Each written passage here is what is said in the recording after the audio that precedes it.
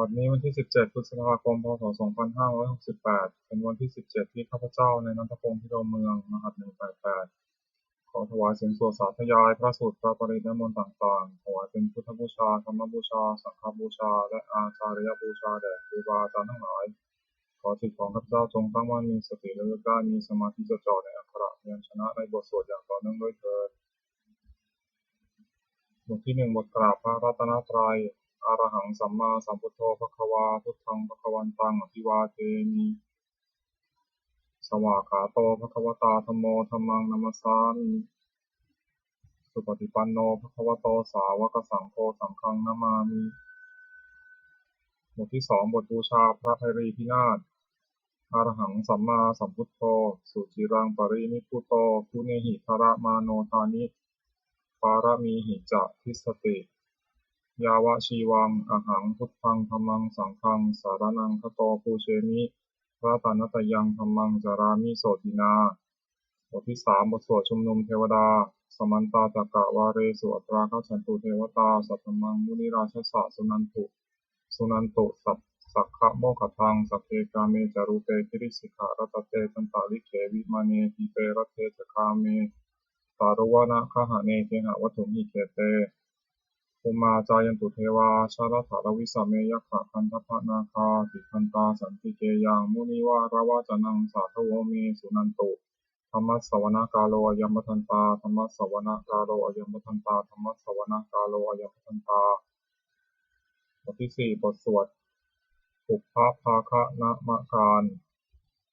นะโมตัสสะภะคะวะโตอะระหะโตสัมมาสัมพุทธัสสะนะโมตัสสะภะคะวะโตอะระหะโตสัมมาสัมพุทธัสสะนะโมตัสสะภะคะวะโตอะระหะโตสัมมาสัมพุทธัสสะบทที่5บทสวดไตรสรณคมนปาฐะพุทธังสรณังคัจฉามิธัมมังสรณังคัจฉามิสังฆังสรณังคัจฉามิทุติยัมปิพุทธังสรณังคัจฉามิทุติยัมปิธัมมังสรณังคัจฉามิทุติยัมปิสังฆังสรณังคัจฉามิตติยัมปิพุทธังสรณังคัจฉามิตติยัมปิธัมมังสรณังคัจฉามิตติยัมปิสังฆังสรณังคัจฉามิบทที่6บทสวดสัจจะกิริยาคาถา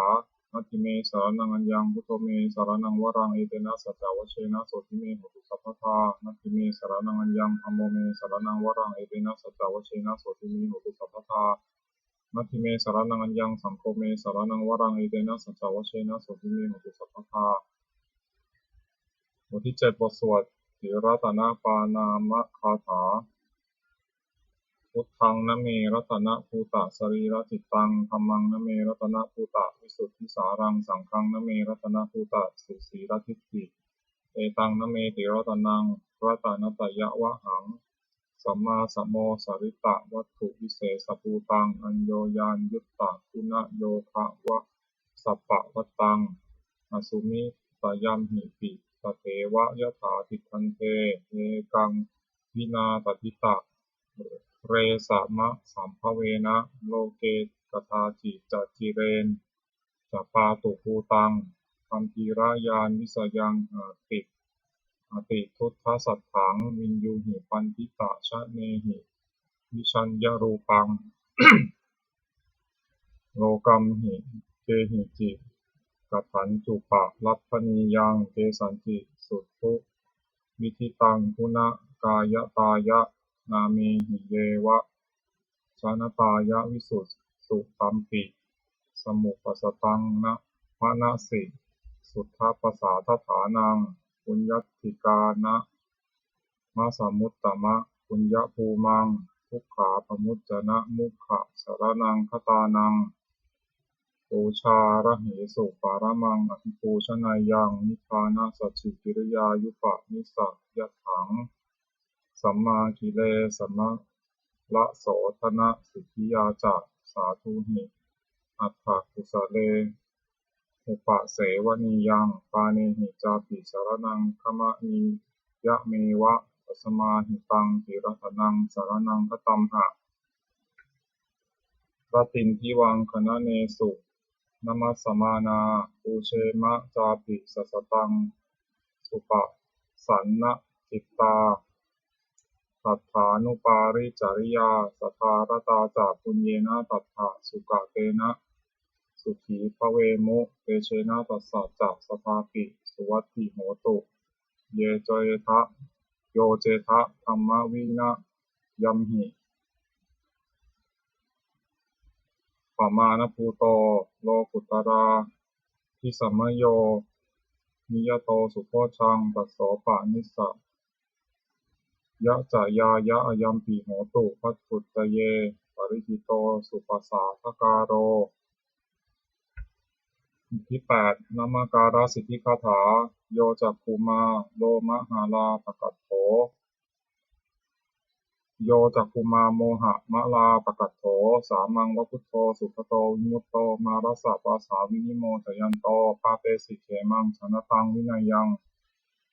พุทธังวรันตังศิรสานามามิโลกัสสานาถันจาวินายกันจาตันเตชะสาเตชยสิทธิโหตุสัพพันตรายาจะวินาสเมนตุธัมโมทัชโชโยนิยาตัสสะสัตตุทัสเสสิโลกัสสะวิสุทธิมัคคังนิยานิโกธรรมะรัสสะทารีสาตาวโหสันติการโรสุจินโนธัมมังวารันตังศิรสานามามิโมหัปปะทาลังอุปสันตทาหังตันเตชะสาเตชยสิทธิโหตุสัพพันตรายาจะวินาสเมนตุสัทธัมมะเสนาสุขตานุโคโยโลกัสสะปาปุปะกิเลสะ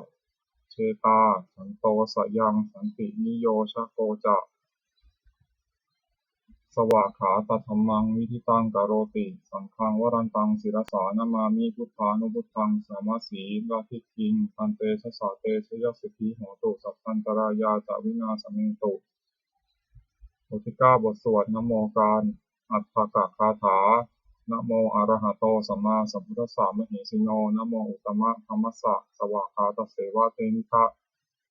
นะโมมหาสังฆัสสาปิวิสุทธัสสีรทิติโนนะโมโอมาตายาทะรัตถัสสะรัตนัยยัสสะสาธุกังนะโมโอมากาติตัสสะตัสสะปัตถุตยัสสปินะโมการะปะภาเวนะวิคัสสันตุปัทวานะโมการานุภาเวนะสุวัตถิโหตุสัพพทานะโมการัสสะเตชะนะวิทิมหิโหมิเตชะวาบทที่10บทสวดมหาสมัยสูตรเอวัมเมสุตังเอกังสัมมยังภควาสักเกสุวิหารติกปิลวัตถุสมิงมหาวเนมหาตาภิกขุสังเฆนะสัตติงปัญจมเตหิภิกขุสเตหิสเปเหวะอรหันเตหิทัสสหิจาโลกาธาตุหิเทวตาเยปุเยนะสนิปติตาโหติภควันตังทัสนายาภิกขุสังฆัญจะอัตถโขจตุนังสุทธาวาสกายิกานังเทวานังเอตัทโหสียังโกภควาสักเกสุวิหารติกปิลวัตถุสมิงมหาวเนมหาตาภิกขุสังเฆนะสัตติงปัญจมเตหิภิกขุสเตหิสเปเหวะอรหันเตหิทัสสหิจาโลกาธาตุหิเทวตาเยปุเยนะสนิปติตาโหติภควันตังทัสนายาภิกขุสังฆัญจะยานุนัมมยังปิเยนะภควาเตนุปัสสังกามายามาอุปัสสังกามิตวาภควโตสันติเกปัจเจกคาถาภาสายามาติอัตถโขตาเทวตาสายถาปีนามะภรวาปุริโสสัมมันทิตังวาพหังภาษารยะภาษาริตังวาพหังสมิชยะเอวะเมวะสุทธาวาเสสุเทเวสุอันตารหิตาภควโตปุระโตปาตุระหังสุอัตถโขตาเทวตาภควันตังอภิวาเทตวะเอกามันตังอัตถังสุเอกามันตังทิตาโกเอกาเทวตาภควโตสันติเกอิมังคาตังอัปปาสีมหาสมโยภาวนาสมิงเทวกายาสมังคตาอัคตัมหิมังธรรมสมยังคติตาเยวะปราชิตาสังคันติอัตถโขอปราเทวตาภควโตสันติเกอิมังคตังอัปปาสีตัตตาภิกขวสมาทังสุจิตตังอัตโนอุชุกะมะกังสุสารถีวะเนตังคาเหตวาอินทรียานิลักขันติปันติตาติอัตถโขปราเทวตาภควโตสันติเกอิมังคตังอัปปาสีเชตวาคีรังเชตวาปริคังอินทคีรังโอหัตสัมมเมชาเตจนันติสุภาวิมราจักขุมตาสุทันตาสุสูนาคาติอัตถโขปราเทวตาภควโตสันติเกอิมังคตังอัปปาสีเยเกติพุทธังสรณังคตาเสนเตขมิสันติปายโภมิปหายามนุสังเตหังเทวกายังปริภูเรสันติติอัตถโขภควาภิกขุมันเตสีเยโพเยนะภิกขเวทัสสะสุโลกาธาตุสุเทวตาสันนิปติตาโหติตถาคตังทัสสนายาภิกขุสังฆัญจะเยปิเตภิกขเวอเหสุหติตัมมทานังอรหันโตสัมมาสัมพุทธาเตสัมภิภควันตานังอิตตปรมายวะเทวตาสันนิปติตาเหสุงเสเอธาปิไมหังอิตาระหิเยปิเตภิกขเวภูริสันติอนาคตัมมทานังอรหันโตสัมมาสัมพุทธาเตสัมภิภควันตานังอิตตปรมายวะเทวตาสันนิปติตาภูริสันติเสเอธาปิไมหังอิตาระหิอติคิสามิภิกขเวเทวกายนังนามานิจิตตายิสามิภิกขเวเทวกายนังนามานิเทสิสามิภิกขเวเทวกายนังนามานิตังสุนาถาสตุกัมมนะสิกโรธาภาสิสามิติเอวัมพันเตติโกเตภิกขุภควโตปัจจโสสุงภควาเอตัทโวจะ สิโลกับมนุกัสสามิยถาภุมาตถาสิตาเยสิตาคิริขพลังปหิตตาสมหิตาโสโสสีหาวาสาลีนาโลมหังสาธิสัมปุโนโอทาตมนัสสาสุทาวิปัสสนามนามิลาพิญโยมัจจเตยทวาวเนกัปปิลวัตเวตโตมันตยิสัทธาสาวเกสาสเนรเตเทวกายาพิกันตาเตวิชานาถาทิทโวเตจาตปัมมะกรุงสุตวาพุทธศาสาสนังเตสัมปตูระหุยานังอมนุสานัสนังเตเกสตามะทักขุงสหัสสังอัฏฐสตริงสตังเอเกสหัสสานังอมนุสานมัทสงเตเกนันตามะทักขุงสาสภาพุตาหงกันจัสสพังอภิญญยะวะวัคคิตวานะจักขุมาตโตมันตยิสัทธาสาวกยาสาวเกสาสเนรเตเทวกายาภิกันตาเตวิชานาถาภิกขโวเยวหังกิตายิสามิคิระหิอนุปุพพโสสัตตสหัสสาวยขาภูมากาปิลวัฏวัยทิมันโตชุติมันโตวันนังวันโตยสัสสิโนโมทัมนาภิกรรมภิกขุนังสมิติงวนังชาสหัสสาเหมวัตายขานันนตวันิโนทิมันโตชุติมันโตวันนังวันโตยสัสสิโนโมทัมนาภิกรรมภิกขุนังสมิติงวนังสาตาคิราติสหัสสายขานันนตวันิโนทิมันโตชุติมันโตวันนังวันโตยสัสสิโนโมทัมนาภิกรรมภิกขุนังสมิติงวนังอิเจเตโสราสหัสสายขานันนตวันิโนทิมันโตชุติมันโตวันนังวันโตยสัสสิโนโมทัมนาภิกรรมภิกขุนังสมิติงวนังเวสามิตาปัญจสตายขานันตวันิโนอิทิมันโตชุติมันโตวันนวันโตยสัสสิโนโมทัมนาภิกรรมภูนังสัมมิติงวนังภูมิโรราชาขิโกเวปุรสานิเวสนังพิญโยนังสตาสหัสสังยขานังปยิรูปาสติภูมิโรราชาขิโกโสปะคาสัมมิติงวนังปุริมันจาทิสังราชาทัตตารัตโพปัสสาสติคันทัพพานังอธิปติมหาราชายสัสสิโสปุตตาปิตัสสะพะหะโวอินทมานามหัพพลายทิมันโตชุติมันโตวันนวันโตยสัสสิโนโมทัมนาภิกรรมภิกขุนังสัมมิติงวนังภคินันจากที่สังราชาวิรุณโหตปัสสาสติกุมพันธานังอธิปติมหาราชายสัสสิโสพุตตาปิตัสสะพะโวหิธรรมานามหาพลายทิมันโตชุติมันโตวันนวันโตยสัสสิโนโมธัมมนาภิกรรมวิคุนังสมิติงวนังปัจฉิมันจากที่สังราชาวิรุปักโขปัสสาสตินาคานังอธิปติมหาราชายสัสสิโสพุตตาปิตัสสะพะโวหิธรรมานามหาพลายทิมันโตชุติมันโตวันนวันโตยสัสสิโนโมธัมมนาภิกรรมวิคุนังสมิติงวนังอุตารัญจทิสังราชากุเวโรตปัสสาสติยักขานังอธิปติมหาราชายสัสสิโสพุตตาปิตัสสะพะโวหิธรรมานามหาพลายทิมันโตชุติมันโตวันนวันโตยสัสสิโนโมธัมมนาภิกรรมวิคุนังสมิติงวนังปุริมาทิสังทตารัตโททักขิเนนาวิรุณหโกปัจฉิเนนาวิรูปักโขกุเวโรตรังทิสังจตารโรเตมหาราชาสมันตาจตุโรทิสาทัทธรมนาทังสุวเนกาปิลวัตเวเตสัมมายาวิโนทาสากุวันฉันทิกาสถามายาภูเตทุเวเตทุวิภูจาวิภูโตสหจันทโนกามาเสโตจักขิมุขันธุมิคันธุจาปนาโทปมัญโยจาเทวสุโตจะมาตลิกิตัสเสโนจะคันตโพนโรราชาชโนสโป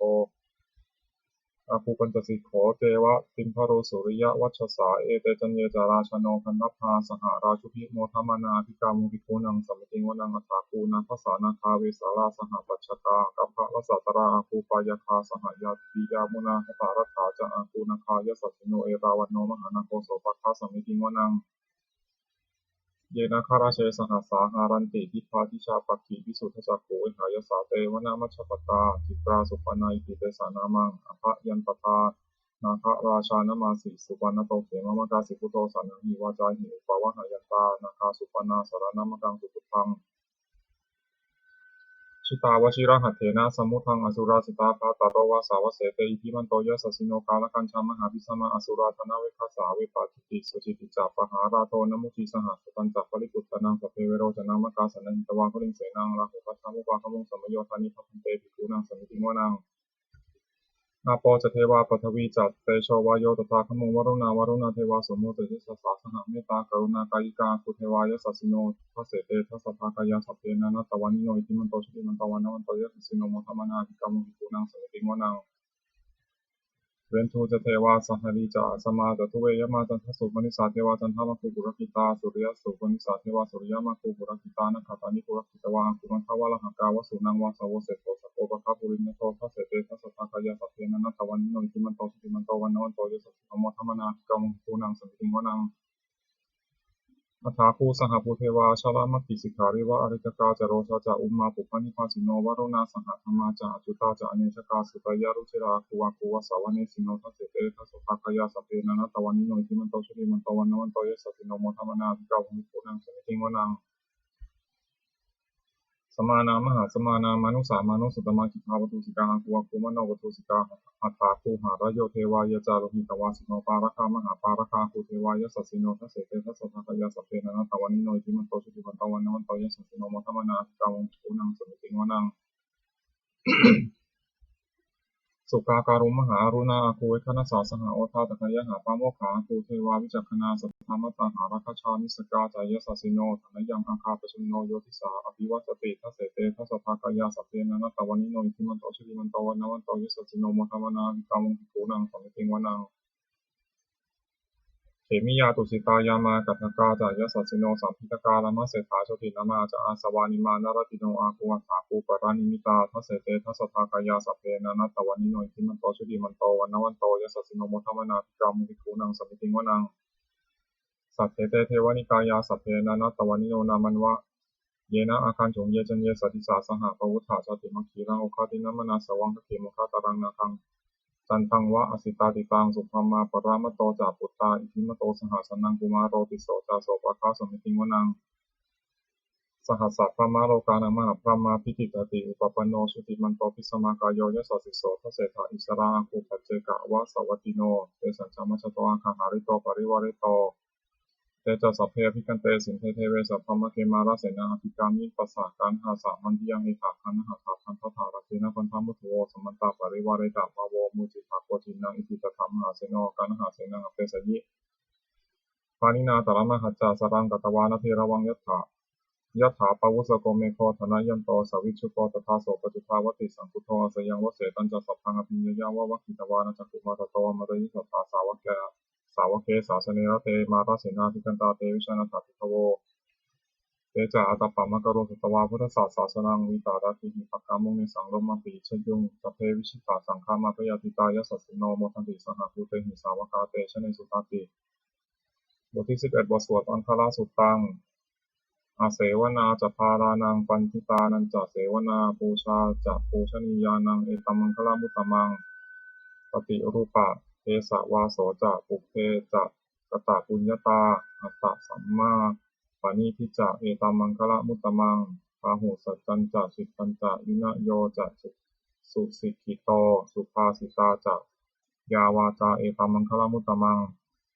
มาตาปิตุอุปัฏฐานังปุตตะทารัสสะสังฆโห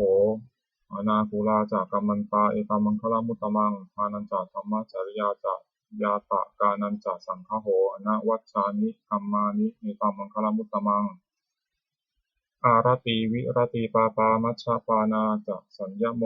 อัปปมาโทจะธัมเมสุเอตัมมังคลามุตตมังคาระโวจะนิวาโตจะสันตุถีจะกตัญญูตากาเลนะธัมมัสสวนังเอตัมมังคลามุตตมัง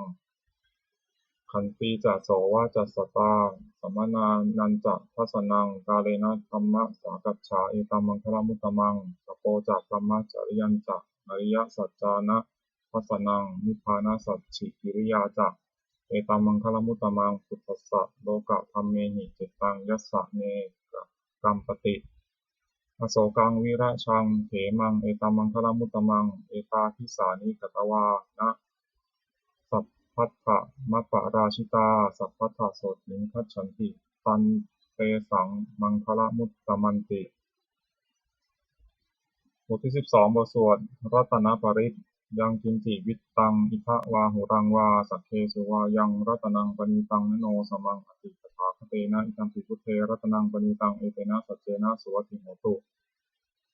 ขายังวิราคังมตังปณิตังยทัชคาสักยมุนีสมาหิโตนะเตนะธเมนะสมัติกินจิทัมปิธเมรัตนังปณิตังเอเตนะสัจเจนะสุวัติโหตุยัมพุทธาเศโธปริวันนายีสุติงสมาธิมานันตาริกัญญามาโหสมาธินาเตนะสโมนะวิชติตัมปิธเมรัตนังปณิตังเอเตนะสัจเจนะสุวัติโหตุเยปุคละอัฏฐสตังปสัทธาจัตตาริเอตานิยุคานิโหติเตทักขินายาสุขตัสสะ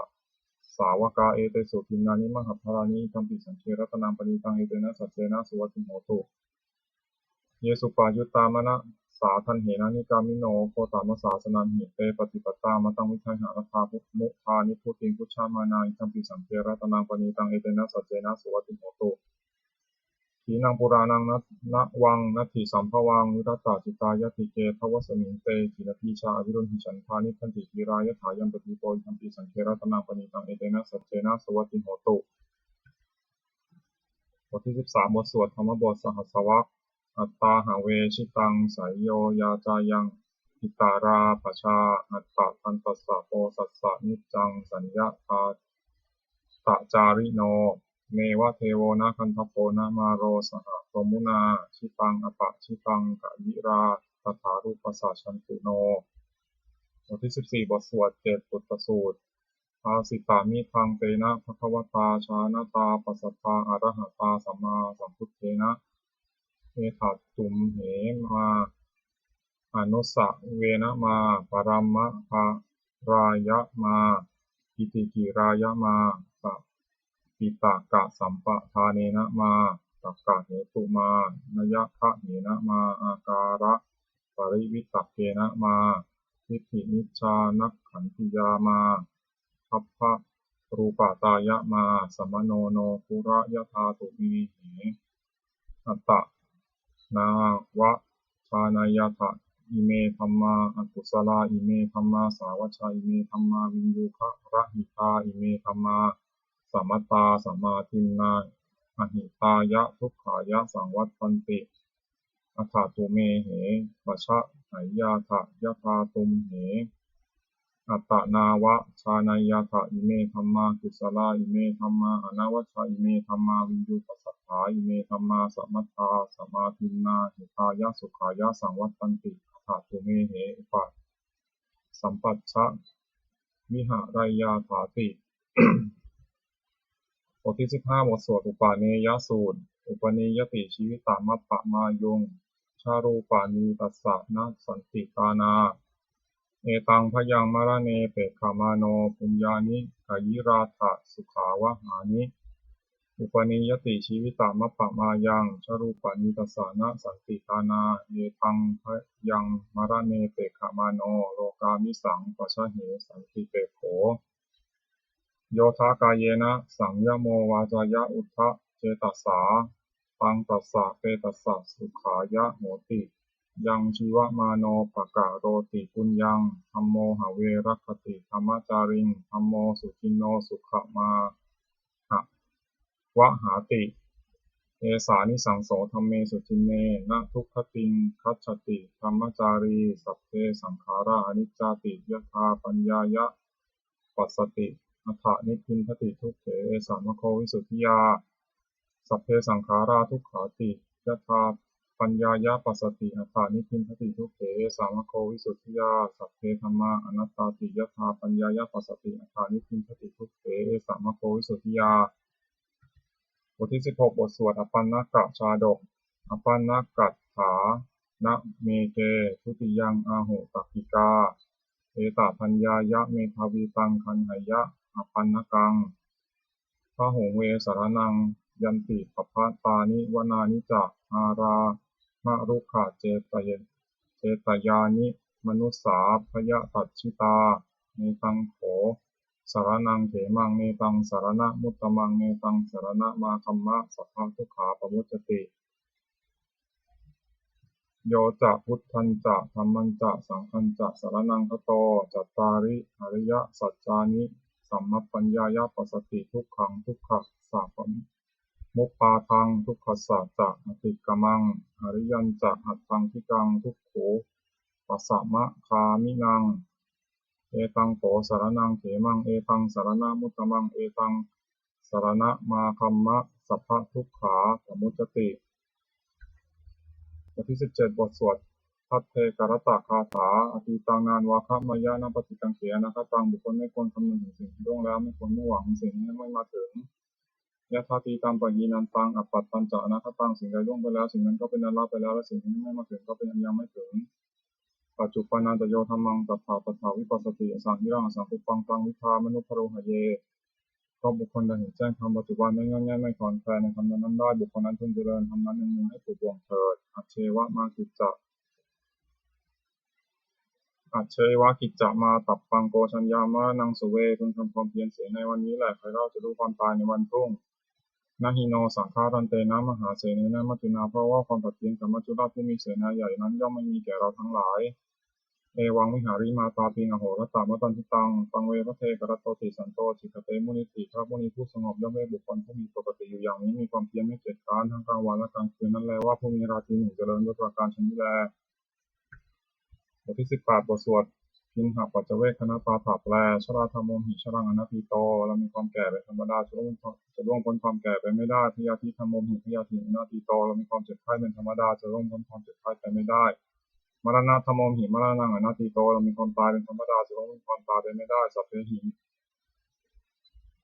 เมปิเยหิมนาเปหินานาภาโววินาภาโวเราจะละเว้นต่างๆคือว่าเราจะต้องพัดพรากจากของรักของเจริญใจทั้งหลายทั้งปวง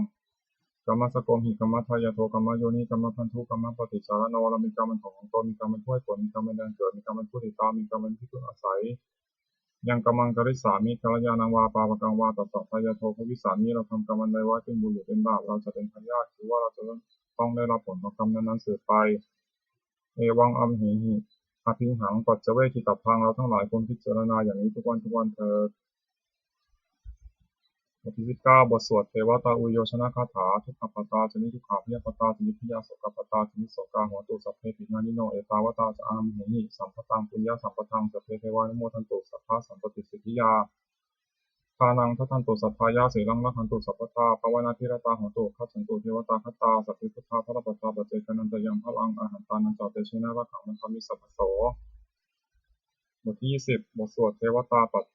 ปฏิภาณคาถาหันธรรมยังปฏิภาณคาถาโยพนามเสยาเทวตาสันติ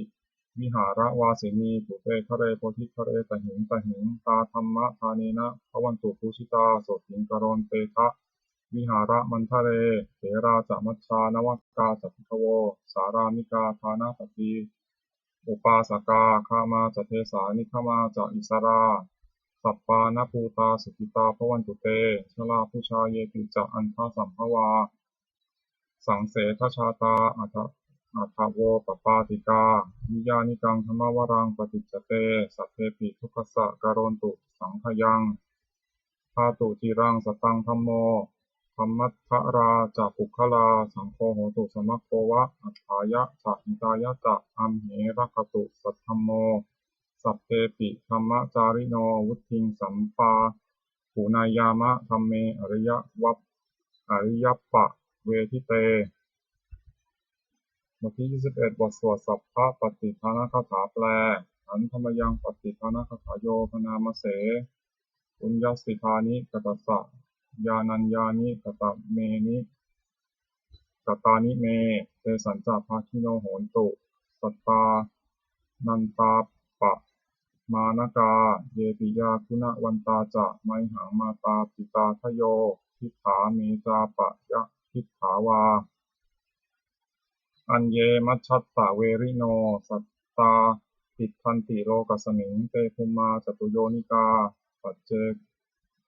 กะจะตุโวการาสังสารันตาภวาภเวยาตังเยปฏิภานัมเมอนุโมทันตุเตสยังเยจิมังนัปปะชานันติเทวาเตสังนิเวทยงมยาทินานาปุญญานังอนุโมทนะเหตุนาสัพเพสัตตาสัทธาโหนตุอเวราสุขชีวิโนเขมัปปะทันจะปะโปนตุเตสาสาสิชตังสุภาขอสัตว์ทั้งหลายไม่มีที่สุดไม่มีประมาณจงเป็นผู้มีส่วนแห่งบุญที่ข้าพเจ้าได้ทำในบัดนี้และแห่งบุญทั้งหลายอื่นที่ข้าพเจ้าได้ทำแล้วคือชนเหล่าใดเป็นที่รักผู้มีคุณมีมารดาและบิดาของข้าพเจ้าเป็นต้นที่ข้าพเจ้าได้เห็นหรือแม้ไม่ได้เห็นและสัตว์ทั้งหลายอื่นที่เป็นกลางและมีเวรกันตั้งอยู่ในโลกเกิดในภูมิ3เกิดในกำเนิด4มีขันธ์5และขันธ์1และขันธ์4ท่องเที่ยวอยู่ในภพน้อยและภพใหญ่สัตว์เหล่าใดทราบการให้ส่วนบุญของข้าพเจ้าแล้วขอสัตว์เหล่านั้นจงอนุโมทนาทานินเกิดก็สัตว์เหล่าใดย่อมไม่ทราบการให้ส่วนบุญของข้าพเจ้านี้ขอเทพทั้งหลายจงแจ้งแก่สัตว์เหล่านั้นเพราะเหตุคืออนุโมทนาบุญทั้งหลายที่ข้าพเจ้าให้แล้วขอสัตว์ทั้งปวงจงอย่ามีเวรอยู่เป็นสุขเสมอเถิดและจงถึงทางอันเกษมเถิดขอความหวังอันดีของสัตว์เหล่านั้นจงสำเร็จเถิดด้วยอนุภาพแห่งสัจจะอธิษฐานอนุภาพแห่งความเพียรและอานิสงส์ในการบูชาพระรัตนตรัยด้วยการสาธยายบทสวดมนต์พระสูตรพระปริภาชพระคาถาเหล่านี้ขอความสุขสวัสดีเป็นเกิดมีแก่ข้าพเจ้าขอพ้นจากทุกข์ทั้งปวงหรือพระเจ้าเจริญในทางโลกทางธรรมขอเทวเทพเทวดาทั้งหลายโปรดอนุโมทนาในการสวดสาธยายมนต์และธรรมะเหล่านี้เมื่ออนุโมทนาและโปรดอนุโมทนาให้แก่ข้าพเจ้า และวัตถุมงคลพระกริ่งไพรีที่หน้าโดยมูลนิธิสมเด็จพระญาณสังวรวัดบวรนิเวศวิหารตลอดจนวัตถุมงคลทั้งหลายที่สามสิ่งสร้างขึ้นทั้งที่ผ่านมาและที่จะจัดสร้างในอนาคตขอจงเปลี่ยนด้วยอนุภาพแห่งพระปริตรและธรรมมงคลในพระคาถาต่างๆขอจงสำเร็จศักดิ์สิทธิ์ทุกประการเทอญสาธุ